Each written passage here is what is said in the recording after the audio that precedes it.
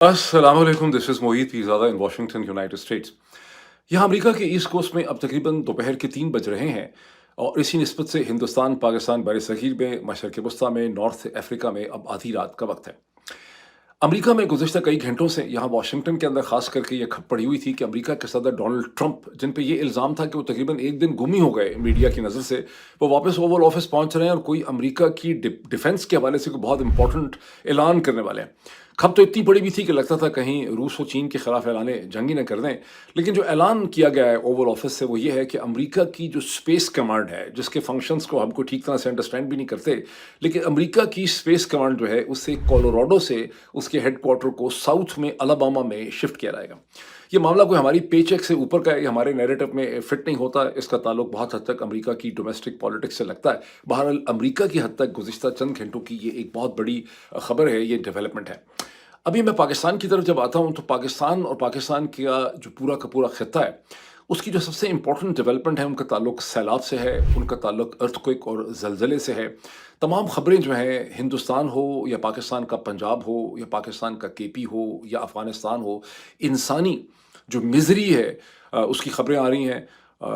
हिंदुस्तान में loss of life इतना नहीं हुआ, लेकिन वहाँ भी तकरीबन अब तक मेरा ख्याल है कि 50 से 100 के दरमियान लॉस ऑफ लाइफ हो चुका है इन बारिशों के नतीजे में, सैलाब के नतीजे में। लेकिन पाकिस्तान में लॉस ऑफ लाइफ जो है वो 800 से 1000 के दरमियान है। अफ़गानिस्तान में जो ज़लज़ला आया, 1400 से ज़्यादा अमवात हो चुकी हैं और 3500 से ज़्यादा लोग जो हैं ज़ख्मी हैं और ये डेथ टोल जो है ये स्टेडली क्लाइम कर रहा है। मैं इन डिटेल्स की तरफ फिर आऊँगा। अभी मैं आपको ये बताना चाहता हूँ कि जब इमरान खान की मुलाकात बैरिस्टर गौहर के साथ हुई अडयाला जेल में, तो ये जो इश्यूज़ हैं, पाकिस्तान के अंदर सैलाब की तबाहकारी, केपी के अंदर सैलाब की तबाहकारी, पंजाब में सैलाब की तबाहकारी और फिर अफ़गानिस्तान के अंदर जो सूरत हाल है, ये वो इश्यूज़ हैं जिनकी तरफ इमरान खान की तवज्जो जो है वो रही। लेकिन मैं इसकी भी मज़ीद तफ़सीलात में आऊँगा, क्योंकि दरमियान में एक इंटरप्शन हुई। वो इंटरप्शन बड़ी अनएक्सपेक्टेड थी, जब सडनली हिंदुस्तान के जितने भी अखबारात हैं, जितने भी हिंदुस्तान के बड़े अखबारात हैं, ऑनलाइन हैं, उन्होंने वन आफ्टर द अदर ये हेडलाइन उनकी इमर्ज की कि पाकिस्तान के army chief general Asim Munir ने चीन के प्रेसिडेंट शी जिनपिंग के साथ उन्होंने मुलाकात की। जब ये उन्होंने ये फ्लैश किया और मैंने फौरी तौर पे चेक किया कि पाकिस्तान में इसके हवाले से क्या कमेंट है, तो मुझे बड़ी हैरानगी हुई कि जहां हिंदुस्तान के तमाम अखबारात इसको एक हेडलाइन के तौर पे दिखा रहे हैं, वो पाकिस्तान जहां सारी की सारी खबरें ही जीएचक्यू कंट्रोल करता है या आईएसपीआर कंट्रोल करता है, पाकिस्तान के किसी भी अखबार के अंदर इसकी कोई भी लीड स्टोरी हेडलाइन नहीं थी और अब से 2.5 घंटे 3 घंटे पहले भी नहीं थी और अभी भी नहीं है, जो मैंने आखिरी दफ़ा चेक किया। और मैंने इसकी बहुत से स्क्रीनशॉट लिए हैं ताकि मैं इसको दिखा सकूं स्क्रीन के ऊपर कि जहां हिंदुस्तान के अखबारात भरे पड़े हैं इस तस्करे से, इसकी डिटेल्स शेयर कर रहे हैं, इसकी सिग्निफिकेंस का एनालिसिस कर रहे हैं। पाकिस्तान के किसी भी अखबार में इसका किसी भी किस्म का कोई जिक्र नहीं है। ये बजाते खुद एक न्यूज़ स्टोरी है कि इसकी क्या वजह है। और जब पाकिस्तान के प्राइम मिनिस्टर शहबाज शरीफ साहब और पाकिस्तान के फॉरेन मिनिस्टर एससीओ के समिट में शिरकत के लिए पाकिस्तान से निकले, गालिबन 30 अगस्त को निकले, और मसलसल उसकी खबरें हम डिस्कस भी करते रहे, उसको पढ़ते भी रहे, कहीं पे कोई जिक्र नहीं था कि पाकिस्तान के आर्मी चीफ भी वहाँ पे पहुँचेंगे। आप एक्सपेक्ट कर सकते हैं कि चूँकि 3 सितंबर को एक मिलिट्री परेड होनी है चीन में, जिसको विक्ट्री परेड कहा जाता है, तो उसमें शिरकत के लिए पाकिस्तान के आर्मी चीफ पहुंचे। लेकिन ये कि वो प्रेसिडेंट शी जिनपिंग के साथ मुलाकात करेंगे, इसकी कोई खबर पाकिस्तान की साइड के ऊपर नहीं थी। और आप इस सारी चीज़ को देख के और हिंदुस्तानी अखबारों का जो रिएक्शन और रद्द-ए-अमल है, उसे देख के आप समझ सकते हैं कि ये चीज़ कोई प्रॉपरली प्लान्ड नहीं थी, ये स्केड्यूल में नहीं थी और ये पाकिस्तान के जीएचक्यू ने और जनरल आसिम मुनीर साहब की टीम ने ज़ोर लगा के उनकी ये मुलाकात और मीटिंग करवाई है, जिसकी एक फ़ोटो अपॉर्चुनिटी की तस्वीर मैं कोशिश करता हूँ कि आपको स्क्रीन के ऊपर दिखाऊँ, और वो भी हमें हिंदुस्तानी अखबारात से मिल रही है। अच्छा, अब ये जो तस्वीर है इसको अगर आप देखें कि इसमें शी जिनपिंग बेचारे सीरियसली दरमियान में खड़े हैं। एक तरफ उनके पाकिस्तान के प्राइम मिनिस्टर जनाब शहबाज शरीफ साहब हैं, एक फॉरेन मिनिस्टर इसहाक डार साहब हैं, और एक कोने में दूसरे एंड के ऊपर आपको पाकिस्तान के आर्मी चीफ बहुत ही फातिहाना तौर पर जनरल आसिम मुनीर साहब आपको वहाँ खड़े नज़र आते हैं। इस तस्वीर को अगर आप गौर से देखें तो आपको एक फीलिंग होगी सिक्स सेंस से कि ये एक ज़बरदस्ती किस्म की मीटिंग है। और जब आप इसके बारे में मज़ीद तफ़सीलात शेयर करते हैं, जैसे मैंने फिर आई वॉज इंट्रीग्ड कि इसकी अहमियत क्या है, इतनी खप क्यों पड़ गई हिंदुस्तानी अखबारों में, तो मैंने इस पर थोड़ी सी रिसर्च की और वो मैं आपको एआई ड्रिवन रिसर्च भी स्क्रीन के ऊपर दिखाना चाहता हूँ। ये गूगल एआई से मैंने पूछा कि भाई इससे पहले जनरल आसिम मुनीर साहब की क्या वाकई कोई मुलाकात नहीं हुई शी जिनपिंग से, तो जवाब ये मिला है सर्च करके तमाम पब्लिश इन्फॉर्मेशन को कि जब वो 2022 में आर्मी चीफ बने तो वो जो आखिरी 2 महीने हैं वहाँ पर भी वो चीन ज़रूर गए थे शायद, लेकिन उनकी इस किस्म की कोई मीटिंग जो है वो नहीं हुई। फिर अप्रैल 2023 में वो दोबारा चीन के दौरे में थे, वहाँ भी उनके सिविल मिलिट्री ऑफिशियल्स के साथ, टॉप मिलिट्री ऑफिशियल के साथ, पॉलिटिकल लीडरशिप के साथ मुलाकात हुई। लेकिन चीन के सदर शी जिनपिंग के साथ उनकी कोई मुलाकात नहीं हो सकी। वैसे और फिर 2024 में भी नहीं हुई। इस सारे टाइम पीरियड के दरमियान पाकिस्तान की जो पॉलिटिकल लीडरशिप है, जो भी प्रेसिडेंट, प्राइम मिनिस्टर वगैरह है, उनकी मुलाकातें शी जिनपिंग के साथ होती रही हैं। ये भी ज़हन में रखना बहुत ज़रूरी है कि चीन के पॉलिटिकल सिस्टम के अंदर जो सारी की सारी रिपॉजिटरी ऑफ पावर है, जो सेंट्रलिटी ऑफ पावर है, वो उनके प्रेसिडेंट शी जिनपिंग के गिर्द घूमती। तो शी जिनपिंग के साथ जनरल आसिम मुनीर साहब की अब तक, ये सितंबर 2025 तक उनकी कोई मुलाकात नहीं हो सकी। जून 2025 में उन्होंने 1 घंटे का, 1 घंटे 2 घंटे का उन्होंने एक लंच उनको करवाया व्हाइट हाउस के अंदर अमेरिका के प्रेसिडेंट डोनाल्ड ट्रंप ने, जो अपनी नौयत का अजीब व गरीब किस्म का वाक़या था या सानेहा था या ट्रेजेडी थी। बिकॉज इससे पहले 200 बरस में अमेरिका के सदर ने किसी भी यूनिफॉर्म्ड ऑफिसर को जो सदर ना हो अपने मुल्क का, जैसे जनरल ज़िया हैं या जनरल मुशर्रफ हैं, कभी किसी को इतनी इज्जत नहीं बख्शी थी। तो ये जनरल आसिम मुनीर साहब की ज़िंदगी का एक क्लाइमेक्स पॉइंट था। उसके कुछ अरसे के बाद वो चीन पहुंचे, लेकिन वहाँ उनकी वाइस प्रेसिडेंट के साथ मुलाकात हुई। And according to some publication, चीनी उस वक्त थोड़ा हैरानगी परेशानी से इस पूरे मामले को देख रहे थे कि ये हुआ क्या है और वो उनको व्हाइट हाउस तक इतनी एक्सेस कैसे मिली है। बहरहाल अब जनरल आसिम मुनीर की फाइनली प्रेसिडेंट शी जिनपिंग के साथ मुलाकात हो गई है, और इसीलिए मैंने एक छोटा एडवांस किस्म का टुकड़ा या कॉमेंट इसके ऊपर मैंने किया था। अब इसकी सिग्निफिकेंस क्या बनती है? जैसे कि मैंने आपको कहा कि इस तस्वीर को जब आप गौर से देखते हैं तो आपको एहसास होता है कि इसमें जनरल आसिम मुनीर ज़बरदस्ती बार्जन कर रहे हैं। ये कोई चाइनीज़ लीडरशिप की तरफ से प्लान्ड इवेंट नहीं था। ये और बात है कि इसके बारे में जो ब्रीफिंग की है पाकिस्तान के फॉरेन मिनिस्टर ने और पाकिस्तान के प्राइम मिनिस्टर, अंदाज़ा लगाएं कि पाकिस्तान का फॉरेन मिनिस्टर और प्राइम मिनिस्टर की सूरत हाल ये है कि वो आर्मी चीफ अपना जो है उसकी मीटिंग के बारे में मीडिया को ब्रीफ करके बता रहे हैं कि उसमें स्ट्रेटेजिक इश्यूज डिस्कस हुए हैं, रीजनल इश्यूज डिस्कस हुए हैं, डेवलपमेंटल इश्यूज डिस्कस हुए हैं। हम खुदा बेहतर जानता है कि क्या वहाँ पर डिस्कस हुआ है। मेरी अंडरस्टैंडिंग ये है कि ये एक फ़ोटो अपॉर्चुनिटी क्रिएट की गई है प्रिंसिपली तौर पे, जिसका मकसद ये है कि जनरल आसिम मुनीर ने बैक होम दुनिया को भी, लेकिन ख़ास करके पाकिस्तान की पूरी पॉलिटिक्स को, मीडिया को, जुडिशरी को, और सबसे बढ़ के पाकिस्तान की आर्मी को ये मैसेज दिया है कि देखो जी, मैं ईस्ट से वेस्ट तक, मशरक़ से मगरिब तक जो है मैं इन डिमांड में हूँ। मैं जब अमेरिका जाता हूँ तो अमेरिका के सदर से भी मेरी मुलाकात होती है। मैं चीन आया हूँ तो चीन के सदर शी जिनपिंग के साथ भी मेरी मुलाकात हुई है, और वहाँ भी मैंने बाद में, आप कल सुबह तक हो सकता है सुहेल वड़ाइद साहब का कॉलम छप जाए कि उन्होंने डिस्कस किया है कि मरीख को चीन और पाकिस्तान मिलकर कैसे फतह करेंगे। वो सुबह तक खासी इन्फॉर्मेशन आएगी, अभी तक नहीं आई। अभी तक क्यों नहीं आई? ये बजाते खुद, जैसे मैंने कहा, it's a very interesting moment. लेकिन ये उन्होंने मैसेज दिया है एक ऐसे वक्त में जब डॉक्टर शहबाज गिल रोज़ एक क्लॉक अपना कैलेंडर रन करते हैं, और वो कैलेंडर में कहते हैं कि जनरल आसिम मुनीर साहब की रिटायरमेंट या एक्सटेंशन को अब 88 दिन रह गए। इससे आपको क्या पता चलता है? इससे आपको ये भी पता चलता है कि जनरल आसिम मुनीर को वाकई एक एक्सटेंशन टाइप किसी चीज़ की इस स्टेज पे ज़रूरत है, और वो मसलसल उसके लिए पीआर कर रहे हैं, ऑप्टिक्स जनरेट कर रहे हैं अपनी इम्पोर्टेंस के। और ये भी वैसे बड़ा एक अजीब व गरीब हुस्न इत्तफाक है, ये पाकिस्तान के लोगों की, क्या कहें, हमारी तारीख़ इस किस्म की है कि एक ऐसे आर्मी ऑफिसर जिनको 2022 में रिटायर होना था, वो रिटायर होने के बजाय आर्मी चीफ बन गए, और अब उनकी कोशिश ये है कि मैं तहद्दे क़यामत तक, जब तक सूरज चाँद सितारे रहेंगे, उतनी देर तक वो पाकिस्तान का आर्मी चीफ या पाकिस्तान का सबसे पावरफुल शख्स जो है वो रहना चाहते हैं। तो ये डेवलपमेंट है। आई एम श्योर कि कल सुबह आप देखेंगे कि इसके ऊपर बहुत ज़्यादा पाकिस्तान में कोरियोग्राफ किस्म का एनालिसिस छप रहा होगा, जो जैक ब्रांड से कहीं से छप के आएगा। वो पाकिस्तान के अखबारों के अंदर आप देखेंगे कि कमाल हो गया, मरीख और चाँद सितारे सब फतह करने मिल के उन्होंने, अभी तक कुछ नहीं, पाकिस्तान में इसका कोई एनालिसिस नहीं छप रहा। अब आए हम थोड़ा सा फ्लड की सिचुएशन को देख लें कि मिलियंस ऑफ पीपल, आप आसानी से कह सकते हैं कि मिलियंस ऑफ पीपल जो हैं वो सिर्फ पाकिस्तान में डिस्प्लेस हो चुके हैं इस फ्लड के नतीजे में, और 800 से 1000 कम अज़ कम अमवात इस हवाले से जो है वो हो चुकी हैं। सिंध के चीफ मिनिस्टर मसलसल ट्वीट कर रहे हैं कि सैलाब का पानी जो है वो किसी भी वक्त सक्खर बराज तक, गुद्दू बराज तक जो है वो पहुंच सकता है, और उनके ट्वीट के कहते हैं कि जो हिंदुस्तान ने 13 लाख क्यूसेक पानी रिलीज़ किया था, उसमें से 11-12 लाख क्यूसेक पानी जो है वो हमारे पास कल पहुंच रहा है। इससे पहले 5.5 लाख क्यूसेक पानी जो है यहाँ से गुजर गया। इसमें जो इम्पोर्टेंट पॉइंट है, यानी बड़ा इंटरेस्टिंग सा ये पॉइंट है کہ یہ کیوں کہا جا رہا ہے کہ ہندوستان نے جو پانی ریلیز کیا تھا، بیکاز اب یہ جملہ لکھتے ہیں اسے ایسا لگتا ہے جیسے کوئی ہندوستان نے کوئی آبی جارحیت کی ہے، کوئی سازش کی ہے، یہ پانی ہندوستان نے اسٹور کر کے رکھا ہوا تھا اور انہوں نے ریلیز کرنا تھا۔ یہ دونوں ملکوں کی بدقسمت جو پالیٹکس ہے اس قسم کی ہے کہ ہر چیز کے اندر اس قسم کا ایک پیغام دینے کی جو ہے وہ کوشش کی جاتی ہے۔ اور ہندوستان کے میڈیا کی بھی صورتحال ہے، وہاں شہباز شریف کھڑے ہوئے تھے، وہ ایک تصویر ہے جس میں شہباز شریف کھڑے ہوئے تھے، وہاں سے ایک فوٹوگراف ہوئی، اس کے بعد پریزیڈنٹ پوٹن اور ہندوستان کے پرائم منسٹر نریندر مودی وہاں سے بات کرتے ہوئے جو ہیں وہ جو وہاں سے گزر رہے تھے آپس میں انہماک سے، اور اس وقت کہیں شہباز شریف نے تھوڑی سی ایکسائٹمنٹ دکھائی، انہوں نے پریزیڈنٹ پوٹن کو روک کے ان سے ہاتھ ملایا۔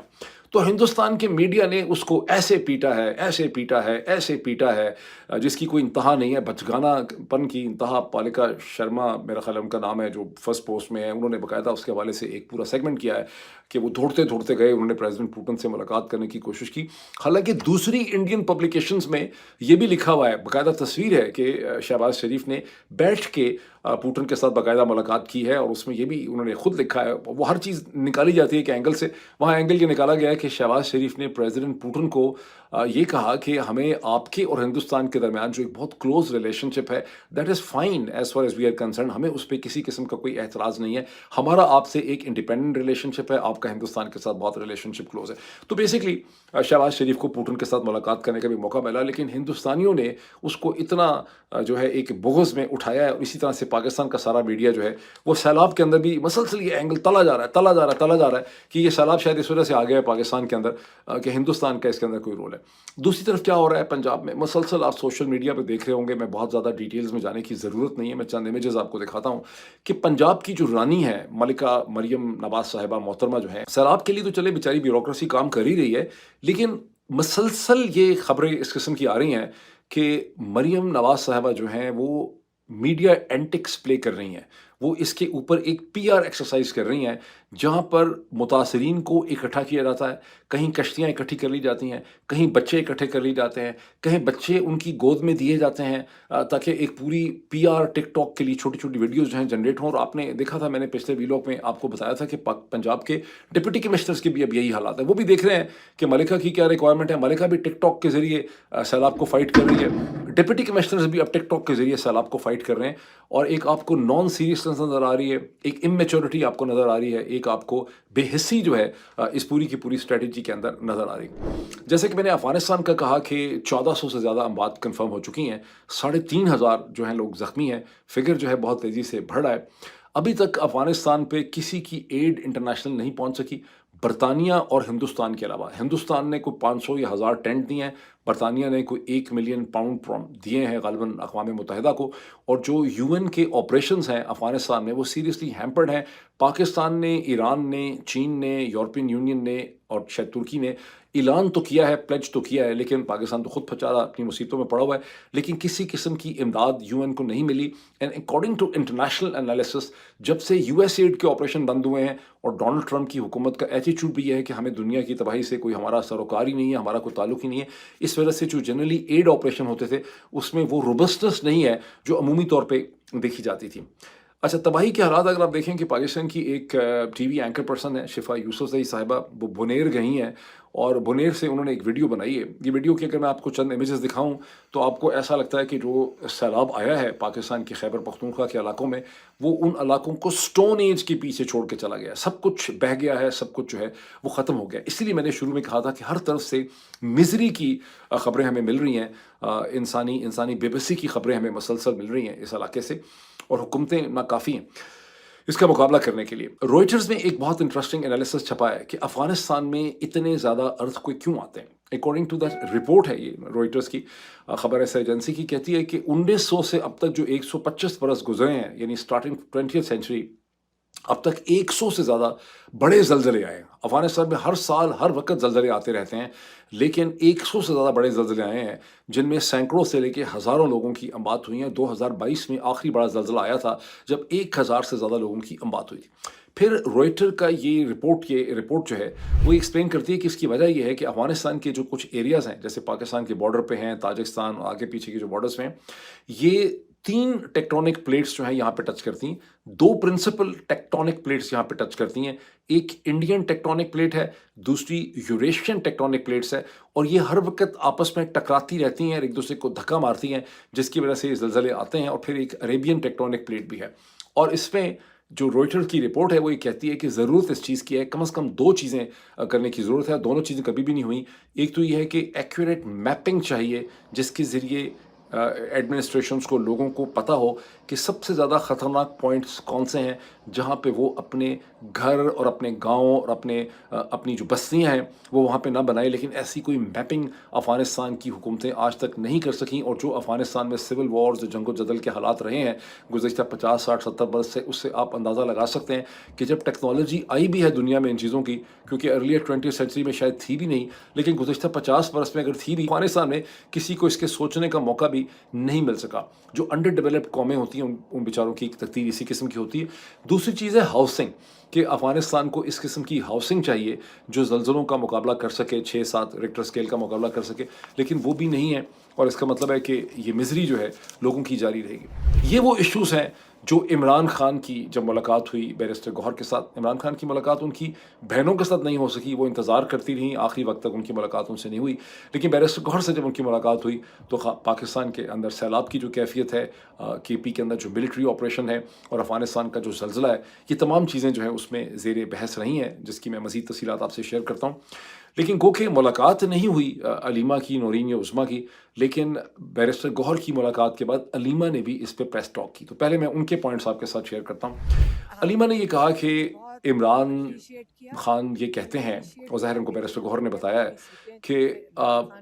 जो सैलाब की इस वक्त की कैफियत है, इसका एक जो सद्दे-बाब या मुकाबला है वो फॉरेस्टेशन है। और यही वजह है कि हमने बिलियन ट्री सुनामी और ये कैंपेन वगैरह लॉन्च की थी बार बार, और इंटरनेशनल जो मॉनिटरिंग एजेंसीज़ हैं, उन्होंने उसका नाम भी लिया, मेरे ख्याल IUCN, उन्होंने इसको वेरीफाई किया था कि दुनिया में उस टाइम पीरियड के अंदर जितनी भी फॉरेस्टेशन कैंपेन्स हुई हैं, सबसे इफेक्टिव फॉरेस्टेशन कैंपेन जो है वो पाकिस्तान की थी, इमरान खान की हुकूमत की थी। मैं इसमें एक दो छोटे से पॉइंट और ऐड कर दूँ। मैंने चंद दिन पहले भी आपसे वीलॉग में जिक्र किया था कि गुज़श्ता चंद बरसों में सबसे ज़्यादा रैपिड रीफॉरेस्टेशन या फॉरेस्टेशन हो रही है तो चीन में हो रही है। वैसे दुनिया में सबसे ज़्यादा फॉरेस्ट रशिया में है, अमेरिका में बहुत फॉरेस्ट है, कनाडा में बहुत फॉरेस्ट है, हिंदुस्तान में भी सरप्राइजिंगली बावजूद तमाम जो मॉडर्न डिग्रेडेशन हुई है फॉरेस्ट की, अभी भी हिंदुस्तान में 25%, 21% ट्रेडिशनल फॉरेस्ट है, और 3-3.5% उनका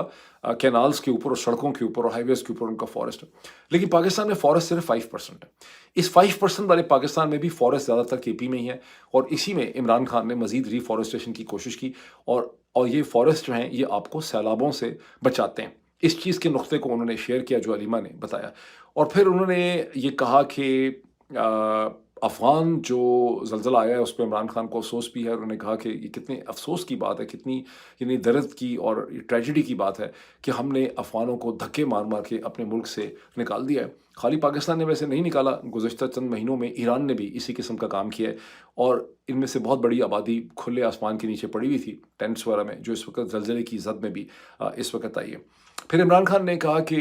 KP की गवर्नमेंट को जो मिलिट्री ऑपरेशन है उसके ख़िलाफ़ खुल के पोजीशन लेनी चाहिए। अब तो वैसे भी सैलाब की तबाहकारियाँ हैं, और KP की गवर्नमेंट को खुल के आके इस मिलिट्री ऑपरेशन की मुखालफत करनी चाहिए, ख़्वाह वो ड्रोन स्ट्राइक्स की शक्ल में हो, ख़्वाह वो किसी और शक्ल में हो। ये इमरान खान की उसके हवाले से पोजीशन। अब एक इसमें बड़ा इंटरेस्टिंग पॉइंट है, वो अब मैं आपको एक्सप्लेन करना चाहता हूँ कि क्यों इंटरेस्टिंग है। बैरिस्टर गौहर ने भी, अलीमा ने बहुत ज़ोर के देके ये कहा कि इमरान खान की सेहत बिल्कुल ठीक है।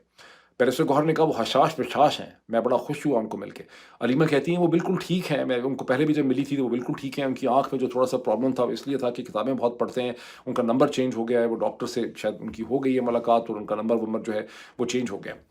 क्यों ये इतना एम्फसाइज, इनफैक्ट ये हुआ कि गुज़श्ता 24-48 घंटों में, 36 घंटों में पाकिस्तान के प्रोमिनेंट सहाफ़ी जो हैं, मतीउल्लाह जान साहब ने कोई अपना वीलॉग या पॉडकास्ट ऐसा किया जिसमें उन्होंने कहा कि उनको ये खबर है कि इमरान खान की सेहत ठीक नहीं है, इमरान खान की सेहत खासी नाजुक है, उनको सोच नहीं पाते, उनके मेमोरी लॉसेस हैं एंड थिंग्स लाइक दैट। तो उस पर अलीमा ने कहा कि ये कौन खबरें प्लांट करता है, मतीउल्लाह जान को भी कोई एजेंसियों ने, किसी ने ये खबर ऐसी दी है, ऐसा बिल्कुल भी नहीं है, और इमरान खान की सेहत जो है वो बिल्कुल ठीक। इमरान खान की फैमिली जो है वो क्यों इतना ज़ोर देती है कि इमरान खान की सेहत जो है वो बिल्कुल ठीक है, उन्हें कोई ख़तरा नहीं है, जबकि रीत या रवायत पाकिस्तान में ये रही है कि जो सियासी लोग होते हैं, जैसे नवाज़ शरीफ थे, आसिफ अली ज़रदारी, शहबाज शरीफ वगैरह, उनकी ख़ानदान जो है या उनकी जो सियासी उनके जो सियासी सपोर्टर्स होते हैं, वो हमेशा दुहाई दिया करते थे कि उनकी सेहत बहुत ज़्यादा ख़राब है और ऐसी तस्वीरें जो हैं इशू की जाती हैं। बाज़ लोगों का ये भी ख्याल रहा है कि इमरान खान को भी ऐसा करना चाहिए था और ये तो एक तरीका होता है जेल से अस्पताल तक पहुँचने का। मुझे ऐसा लगता है कि वो लोग इस चीज़ को नज़रअंदाज करते हैं कि जब ये आसिफ अली ज़रदारी, शहबाज शरीफ वगैरह ये सारी पिक्चर बिल्डअप करते थे, तो उस वक़्त उनकी कैद करने वालों के साथ एक अंडरस्टैंडिंग भी बिल्डअप हो रही होती थी और ये कैद करने वाले जो हैं, जो कोई भी हों, उनकी ख़्वाहिशात और उनकी स्ट्रैटेजी के तहत ये कहानी बनाई जाती है बिकॉज़ लोग बड़े मासूम हैं और कैद करने वाले और कैद होने वाले दोनों को ही पता है कि लोगों को आपने बेवकूफ़ बनाना है। वैसे लोग हर वक़्त कहते रहते हैं कि हम बड़े अक्लमंद हो गए, हमें बड़ा शऊर आ गया है, मुझे वैसे इतना नज़र नहीं आया। तो बहरहाल वो कहानी होती है। यहाँ पर इमरान खान की फैमिली को ये शक है कि ये जो खबरें दी जाती हैं सहाफ़ियों को कि इमरान खान की सेहत ख़राब है, ये एक प्रिल्यूड है, ये एक स्टेप बाय स्टेप कहानी है ताकि कल इमरान खान की कल-कलां उनकी ज़िंदगी को, उनकी जान को अगर कोई नुकसान पहुँचाया जाए या कोई अचानक चीज़ हो जाए उनकी सेहत को, तो ये कहा जा सके कि वो तो मुद्दतों से, कई हफ़्तों से, कई महीनों से बीमार थे। उनकी मेमोरी लॉसेस थे, उनकी फ़लाँ चीज़ ठीक नहीं थी, तो ये कोई बीमारी की चीज़ हो गई। और ये जब अलीमा जब भी इसको रिफ्यूट करती हैं, जैसा कि आज उन्होंने बहुत ही सख्ती से उन्होंने इसको रिफ्यूट किया है और बैरिस्टर गौहर ने भी इसको रिफ्यूट किया और अलीमा ने उसका ज़िक्र भी किया है कि हमने एक बैरिस्टर गौहर को कहा है कि आप लोगों को बता दें कि इमरान खान बिल्कुल ठीक थे। तो अलीमा के एक बहन होने के नाते अलीमा के ज़हन में ये ख़दशात और ये खौफ जो है इमरान खान के हवाले से पाया जाता है। एक और भी बड़ी इंटरेस्टिंग बात अलीमा ने बरमला तौर पे की, मोहतरमा अलीमा खान साहिबा ने, उनसे इमरान खान के साहिबजादों के हवाले से सवाल पूछा गया। उन्होंने कहा कि बरतानवी हुकूमत ने अप्लाई किया, ब्रिटिश पासपोर्ट पे वीज़ा माँगा हुआ है और उन्होंने कह दिया उन्होंने कोई छुपा के नहीं रखा। उन्होंने कहा ब्रिटिश गवर्नमेंट ने ये एडवाइस किया है कि अगर आपको काउंसलर एक्सेस चाहिए होगी पाकिस्तान में, अगर ख़तरा है और उसकी ज़रूरत होगी, तो आपको ब्रिटिश पासपोर्ट पे वीज़ा लेके जाना चाहिए। फिर किसी ने कहा जी वो कुछ क्योंकि उन्होंने कहा कि यहाँ मिनिस्टर्स कहते रहते हैं कि उन्होंने कुछ किया तो हम ये कर देंगे। उन्होंने कहा इस मुल्क में कुछ करने की बाकी सब लोग जिनको पकड़ के बंद किया हुआ है, उन्होंने क्या किया है? तो इस मुल्क में हालात ये हैं कि यहाँ कुछ करने की ज़रूरत नहीं होती, आपको कुछ भी आपके साथ जो है वो किया जा सकता है, इसलिए ज़रूरी है कि वो ब्रिटिश पासपोर्ट पे वीज़ा लेके ही पाकिस्तान आएँ। अब बैरिस्टर गौहर ने जो बात की, ज़रूर असल मुलाकात तो बैरिस्टर गौहर की हुई। उन्होंने वही चीज़ें कहीं फ्लड्स के हवाले से बात की, अर्थक्वेक के हवाले से बात की, अफ़गानिस्तान के हवाले से बात की, लेकिन 1-2 चीज़ें और इंटरेस्टिंग थी। उनसे पूछा गया कि पाकिस्तान तहरीक-ए-इंसाफ के नेशनल असेंबली और सेनेट से रिज़ाइन कर देगी। उन्होंने कहा ऐसी कोई चीज़ नहीं है, हमने कमेटी से रिज़ाइन किया है। इमरान खान को मैंने ये बताया कि पॉलिटिकल कमेटी के बाद पार्लिमानी कमेटी ने भी आपके फ़ैसलों की तायीद की है, आप हमारे लीडर हैं, इसमें कोई डिसएग्रीमेंट नहीं है। लेकिन सेनेट से या नेशनल असेंबली से रिज़ाइन करने का इस स्टेज के ऊपर किसी किस्म का पाकिस्तान तहरीक-ए-इंसाफ का प्लान नहीं है। उनसे ये सवाल भी पूछा गया कि आप मुलाकातें भी करते हैं ना नज़र आने वाले लोगों के साथ, जो हैं उनसे इनविज़िबल लोगों के साथ आप है कि आप मुलाकातें करते हैं, तो आपकी क्या कहानी है, क्या वजह है? तो उसमें उन्होंने कहा कि अगर मैंने कभी कोई ऐसे ना नज़र आने वाले लोगों के साथ मुलाकात की भी है, तो मैंने इमरान खान की हिकमत अमली के तहत या इमरान खान की इजाज़त के साथ की है और इमरान खान मेरे लीडर हैं और मैं ये समझता हूँ कि जितने भी केसेस हैं इमरान खान उनके घर वालों के ऊपर बने हुए हैं, ये सारे के सारे इनकी कोई कानूनी हैसियत नहीं है, ये कोई लीगल केसेस नहीं है, ये पॉलिटिकल केसेस हैं और इनको आपने पॉलिटिकल नेगोशिएशन के ज़रिए सियासी बातचीत करके ही इन्होंने इन केसेस को ख़त्म किया जा सकता है। मतलब उनका कहने का था कि अगर मुलाकातें की हैं, तो इसी हवाले से मुलाकातें की हैं, बहुत ज़्यादा तफ़सीलात उन्होंने इसकी जो है वो शेयर नहीं की। अब मैं वापस आ रहा हूँ थोड़ा-सा एससीओ के हवाले से, शंघाई कोऑपरेशन ऑर्गेनाइज़ेशन, जहाँ जनरल आसिम मुनीर साहब ने बड़ा स्ट्रॉन्ग मैसेज भेजा है पाकिस्तान की फ़ौज को, पूरे पाकिस्तान की सियासत को कि भई मैं ईस्ट से वेस्ट तक हर जगह मेरी ज़रूरत है, मेरी मुलाकातें हो रही हैं। एससीओ में कल का दिन जो है 3 सितंबर का, वहाँ पर एक विक्ट्री मिलिट्री परेड होगी, जिसकी अहमियत ये है कि रूस और चीन दुनिया को ये बावर करवाना चाहते हैं कि दूसरी जंग अज़ीम के अंदर ये सिर्फ अमेरिका और उसके इत्तेहादी नहीं थे जिन्होंने फैशिस्ट ताकतों को, जर्मनी और जापान को शिकस्त दी थी, बल्कि उसमें बहुत बड़ी जो कंट्रीब्यूशन थी वो रूस और चीन की थी। रूस की तो थी, उससे तो खैर मगरबी ज़राए इब्लाग नहीं है, तारीख़दान ने कभी, कोई मौरख़ ने इनकार नहीं किया कि रूस की मदद के बगैर नाज़ी जर्मनी को शिकस्त जो है वो नहीं दी जा सकती थी। नाज़ी जर्मनी की कमर टूटी ही रूस की वजह से। अलबत्ता चीन की जो कंट्रीब्यूशन है कम्युनिस्ट चाइना की, उससे ज़्यादा वेस्टर्न हिस्टोरियन कहते हैं कि एक्चुअली जो नेशनलिस्ट चाइना था, चियांग काय शेक का, जो लोग धोड़ के बाद में ताइवान चले गए, उन्होंने जापान का मुकाबला किया था और जो कम्युनिस्ट पार्टी ऑफ चाइना है, इसका रोल कम ही था जापान का मुकाबला करने में। बहरहाल ताइवान ने ये इल्ज़ाम लगाया कि $5 बिलियन जो हैं ये जो विक्ट्री सेलिब्रेशन, ये विक्ट्री परेड है, इसके ऊपर चीन खर्च कर रहा है। اور یہ ناجائز ہے. تائیوان کو ویسے اس سے کیا فرق پڑتا ہے؟ وہ کہتے ہیں 2% آف دی چائنیز اس میں ڈیفینس جو ہے کیا جا رہا ہے. اس کی سگنیفیکنس کیا ہے کہ یہاں دنیا کے بہت بڑے ہیڈ پرائم منسٹر پاکستان کے آرمی چیف کے علاوہ پاکستان کے شہباز شریف صاحب وغیرہ بھی موجود ہوں گے ملٹری پریڈ کے اندر, اور دنیا کی اور بھی بہت سی لیڈرشپ اس پریڈ میں آ رہی ہے. اگر کوئی نہیں پہنچ سکا تو انڈونیشیا کے پریزیڈنٹ پرابوو سوبیانٹو, اگر میں ان کا نام کریکٹ کہہ رہا ہوں, پرابوو سوبیانٹو جو ہیں, وہ جنرل پرابوو سوبیانٹو جو ہیں وہ یہاں نہیں پہنچ سکے بیکاز پیچھے انڈونیشیا کے اندر اسٹوڈنٹس نے رائٹنگ ہو رہی ہے, بہت کھپ پڑی. چونکہ انڈونیشیا میں بہت ماردھاڑ ہوئی, لوگ سڑکوں پہ نکل آئے جو کہتے ہیں کہ ممبر پارلیمنٹ اور جو ایلیٹ کلاس ہے اس کے پریولیجز کم کیے جائیں. تو پاکستان میں سے بعض لوگوں نے یہ کامنٹ لکھا ہے اس یوٹیوب کے اوپر کہ اگر انڈونیشیا کے لوگ اتنے یعنی ان میں اتنی ہمت ہے آزادی کی, وہ نکل سکتے ہیں سڑکوں پہ, تو پاکستان کے لوگ کیوں نہیں نکل سکتے؟ یہ آپ غلط کمپیریزن کر رہے ہیں. میں بہت تفصیلات میں نہیں جانا چاہتا. انڈونیشیا کے لوگ پاکستان کے لوگوں سے بھی زیادہ مظلوم ہیں. 1960 کی دہائی میں سویکارنو کی جو لیفٹ لیننگ گورنمنٹ تھی اس کو ایک امریکن سپانسرڈ ملٹری کو کے ذریعے, جس کا بہانہ یہ بنایا گیا کہ جو لیفٹسٹ اور کمیونسٹ پارٹیز ہیں وہ ملٹری کی لیڈرشپ کے اوپر حملے کر رہی ہیں, انہوں نے جنرل قتل کر دیے, بریگیڈیئر قتل کر دیے, تو جنرل سوہارتو کو لانچ کیا گیا. اور سبسیکوینٹلی کہتے ہیں کہ 5 لاکھ, کم از کم 5 لاکھ, لیکن عموماً فگر ہے کہ 1 ملین 10 لاکھ انڈونیشین جو ہیں ان پہ یہ الزام لگا کے کہ کمیونسٹ ہیں, لیفٹسٹ ہیں, فوج کے خلاف ہیں, نیشنل سیکورٹی کے خلاف ہیں, ان کا قتل عام کیا گیا. اور جنرل سوہارتو ارلی 60s سے, آئی تھنک 1964 سے لے کے 1998 تک بیٹھے رہے. اس وقت تک بیٹھے رہے جب تک کہ ان کے جو انسانی جرائم تھے, انسانی حقوق کی خلاف ورزیاں تھیں, جو قتل عام انہوں نے کیا, اس کے نتیجے میں پوری دنیا میں انتہائی غیر مقبول ہو چکے ہوئے تھے اور ان کے خلاف بہت ریزسٹنس تھی. اور اس کے بعد جو ایک سویلین رول واپس آیا بھی, وہ بھی کبھی سیٹل نہیں ہو سکا. اور اس وقت یہ جو صاحب ہیں یہ غالباً سن ان لا ہی ہیں جنرل سوہارتو کے, جنرل پرابوو سوبیانٹو جو ہیں. اور یہ جب سے آئے ہیں تب سے یہ ٹوٹل انڈونیشیا کو ایک بالکل ملٹری گیرزن میں بدل رہے ہیں. اس کو ذرا اندازہ لگائیے کہ 100 ملٹری یونٹس انہوں نے مزید کھڑی کر دی ہیں. اب آپ سوچ رہے ہوں گے کہ شاید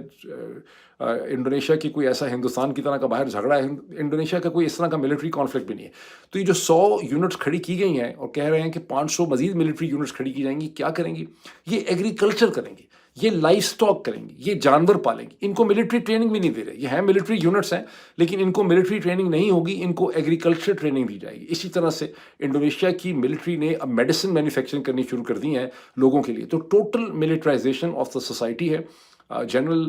پرابوو سوبیانٹو انتہائی ظالم آدمی ہیں اور ان کے خلاف یہ ریئیکشن رد عمل ہوا ہے, تھوڑا سا ہی ہوا ہے, ابھی پتہ نہیں کہاں تک پہنچتا ہے. تو کوئی بہت زیادہ اچھے حالات انڈونیشیا کے نہیں ہیں. دور سے آپ کو لگ رہا ہوگا کہ کوئی پتہ نہیں وہاں کوئی بہت بڑا جو ہے تبدیلی آنے لگی ہے چیز, اور بہرحال ایکولی میزریبل قسم کے ان کے حالات ہیں. اب زلمے خلیل زاد, ایمبیسڈر زلمے خلیل زاد نے ایک ٹویٹ کیا ہے جو میں نے شیئر کیا ہے SCO کے سمٹ کے حوالے سے, جس میں انہوں نے الزام لگایا ہے کہ چین کے صدر شی جن پنگ جو ہیں وہ ایک گلوبل ہیجمنی کی کوشش کر رہے ہیں, اور ہندوستان کے پرائم منسٹر نریندر مودی کو بڑا وارن کیا ہے کہ آپ ان کی وارم ایمبریس کے اندر جا کے نہ گر جائیں. اور یہ بڑی اسپیکولیشن ہو رہی ہے ہندوستان میں بھی کہ بھئی ہمارا چین کے ساتھ کس قسم کا ریلیشن شپ ہوگا. امریکہ میں بھی بڑی اسپیکولیشن ہو رہی. لیکن ہندوستان کے فارن ریلیشنز اور اسٹریٹجی کو کنٹرول کرتی ہے ministry of external affairs, MEA. وہاں کوئی GHQ نہیں ہے, وہاں کوئی اکا دکا بندہ نہیں ہے, کوئی پرائم منسٹر نریندر مودی نے اس کے فیصلے نہیں کرنے. اور ان کی تھنکنگ بڑی کلیئر ہے. چند دن پہلے جب میں نے کرسچین فیئر کے ساتھ, پروفیسر کرسچین فیئر کے ساتھ میں نے ایک ڈسکشن کی تھی, تو اس کے درمیان میں جنہوں نے وہ دیکھا ہوگا ان کو یاد آئے گا کہ انہوں نے کہا تھا کہ انڈیا کی انارمس لیوریجنگ ہے. دنیا میں کوئی ملک ایسا نہیں ہے جو اتنا لیوریج کرتا ہو ہر طرف. تو انڈیا کی فارن پالیسی بڑی کلیئر ہے کہ ہم نے ایک طرف کبھی بھی نہیں ہونا, اور اسی وجہ سے ہندوستان کے شہباز شریف اور عاصم منیر اور یہ سارے تو اٹینڈ کر رہے ہیں چین کی ملٹری وکٹری پریڈ کو, لیکن ہندوستان کے پرائم منسٹر اسے اٹینڈ نہیں کر رہے بیکاز وہ یہ تاثر نہیں دینا چاہتے تھے کہ ہم چین کے اتنے قریب ہو گئے ہیں کہ ہم 3 سپٹمبر کی ملٹری پریڈ وکٹری پریڈ بھی وہاں اٹینڈ کریں گے. چین پرائم منسٹر نریندر مودی وہاں سے نکل گئے ہیں, وہ اپنا ایک بیلنس جو ہے وہ اس کے حوالے سے اچیو کریں. اب میں ایک ایگزامپل آپ کے سامنے بڑی انٹرسٹنگ رکھنا چاہتا ہوں کیونکہ اس نیریٹو سے بظاہر اس کا تعلق نہیں ہے. ایک روئٹرز کی خبر رساں ایجنسی کی سٹوری ہے جو پاکستان کے اخبار ڈان میں بھی پبلش ہوئی ہے. نیسلے انٹرنیشنل جو کمپنی ہے فوڈ کی اور سب چیزوں کی, ملک کی, فوڈ پروڈکٹس کی, چاکلیٹ,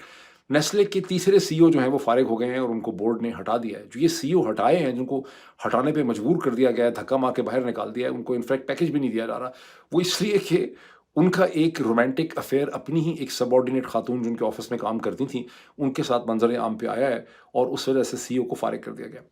اب اس کا کیا مطلب ہے؟ پاکستان میں بہت سے لوگ اس کے غلط مطلب نکال لیتے ہیں۔ اس کا یہ مطلب نہیں ہے کہ رومانٹک ریلیشن شپ پہ یا ایکسٹرا میرٹل افیئر کے اوپر کوئی بہت زیادہ پرابلم ہے یورپ میں کہیں لوگوں میں۔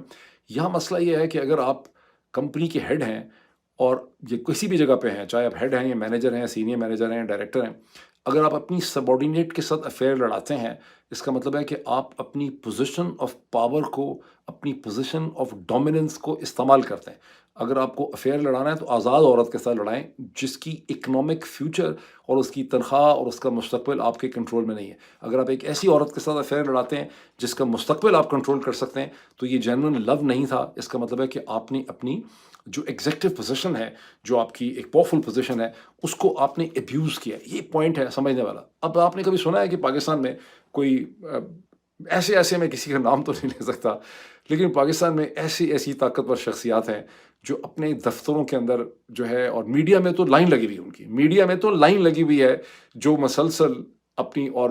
سول بیوروکریسی میں بھی لائن لگی ہوئی ہے، فوج میں بھی لائن لگی ہے، جو اپنی سبارڈینیٹ خواتین جو ہیں، جن کی زندگی کو وہ کنٹرول کرتے ہیں، ان کے ساتھ افیئر لڑاتے ہیں۔ پالیٹکس میں بھی یہی صورتحال ہے، لیکن آپ نے کبھی اس اینگل سے اس کو دیکھا نہیں ہوگا، آپ نے اس کا سنا ہی نہیں ہوگا اس اینگل سے۔ ابھی میں پاکستانی امریکن کمیونٹی کے حوالے سے میں دو چھوٹی ڈیولپمنٹس آپ کے سامنے رکھوں۔ میں نے اس کی ٹویٹس بھی کیے ہیں۔ دو پاکستانی امریکن کمیونٹی کے این جی اوز ہیں، ایک فرسٹ پاکستان گلوبل اور دوسرا ہے کمیونٹی الائنس فار ڈیموکریسی، جس کو مہلکہ سمدانی جو ہیں، جو یہ فرسٹ پاکستان گلوبل ہے، اس میں ڈاکٹر عثمان اس کو لیڈ کرتے ہیں، اور دوسری طرف جو کمیونٹی الائنس فار ڈیموکریسی ہے اسے مہلکہ سمدانی جو ہے میساچوسٹس میں لیڈ کرتے ہیں۔ ان لوگوں نے بڑا کمال کا کام کیا ہے۔ انہوں نے نیشنل ڈیفنس آتھرائزیشن ایکٹ ہے، اس کے اندر اپنے کانگریس مین کو دباؤ دے کے انہوں نے اس کے اندر امینڈمنٹس جو ہیں وہ انہوں نے انٹروڈیوس کی ہیں، اور یہ امینڈمنٹس اب جو رولز کمیٹی تک پہنچی ہوئی ہیں۔ اب یہ ریکویسٹ کرتے ہیں کہ پاکستانی جو ہیں رولز کمیٹی کو ای میل کریں۔ وہ انہوں نے، میں ٹویٹ آپ کو دکھانا چاہتا ہوں، ای میل وغیرہ سب انہوں نے دی ہے کہ کیا طریقہ ہے ای میل کرنے کا۔ اور یہ جو امینڈمنٹس انہوں نے کی ہیں، وہ یہ امینڈمنٹس یہ کہتی ہیں کہ پاکستان کو جو انٹرنیشنل ملٹری ایجوکیشن اور ٹریننگ ملتی ہے، وہ صرف اس صورت میں ملے گی جب سیکرٹری آف اسٹیٹ اور سیکرٹری آف ڈیفنس یہ سرٹیفائی کریں کہ پاکستان کے اندر انسانی حقوق کی خلاف ورزی نہیں کی جا رہی، سویلینز کے ملٹری ٹرائل نہیں کیے جا رہے، اور بہت سا جو ظلم و ستم ہے اور ڈیو پروسیس آف لا۔ اب یہ بڑی امپورٹنٹ امینڈمنٹس ہیں۔ ظاہر ہے کہ ٹرمپ انتظامیہ کی پوری کوشش ہوگی کہ یہ امینڈمنٹس پاس نہ ہو۔ اسی لیے اگر آپ لوگ ای میلز کریں گے رولز کمیٹی کو، تو آپ ان کانگریس مین کے اور یہ پاکستانی امریکن کمیونٹی جو ہے، جو کر رہی ہے یہ ایفرٹ، آپ ان کے ہاتھ کو مضبوط کریں گے۔ ابھی اتنا ہی، بہت لمبا ویلاگ ہوا کہ پچھلی دفعہ تو لوگ بڑا جشن منا رہے تھے کہ 6 منٹ کا ویلاگ ہے، لمبا، یہ اس کا جواب ہے۔ Thank you.